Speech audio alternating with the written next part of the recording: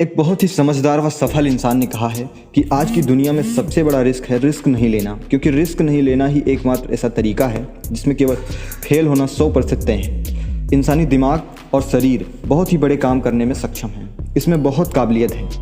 एक ऐसी आग है जिसे अगर वो मेहनत में बदल दें तो दुनिया में एक तूफान ला देगा।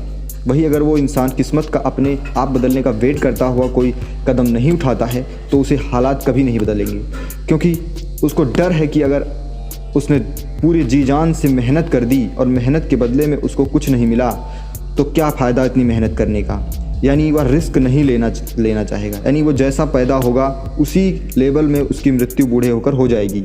सोचो, अगर इतिहास में रिस्क नहीं लिया जाता तो क्या हवाई जहाज़ बनता? क्योंकि उसको बनाने वाला भी हाथ पर हाथ धरे बैठ सकता था।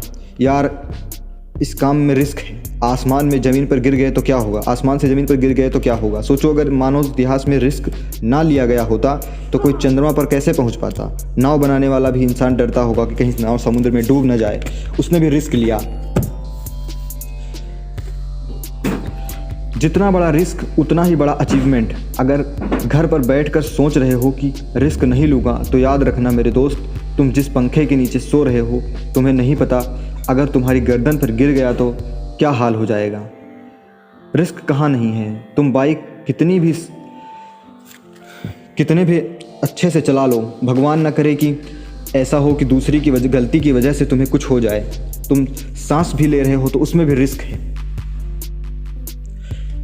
मैं ये नहीं कह रहा हूँ कि तुम सब कुछ दांव पर लगा दो और कहो कि मैंने रिस्क लेने को कहा है, पर ये मत भूलो, दुनिया में कई बड़े काम रिस्क पर ही चलते हैं। दुनिया में कितने aeroplanes, trains, bike, hospital risk का सामना करते हैं, लेकिन रुक जाना व रिस्क ना लेना कोई सोल्यूशन नहीं है, बल्कि अपने लिए एक रिस्क का लेवल तय करके उस पर अपनी मेहनत लुटा देना ही सफलता है। याद रखना, रिस्क लेने से तुम कुछ खो नहीं दोगे, बल्कि कम से कम कुछ सीखने को बहुत बड़ा लेसन मिलेगा, और फिर वही लेसन तुम्हारी ज़िंदगी में हेल्प करेगा।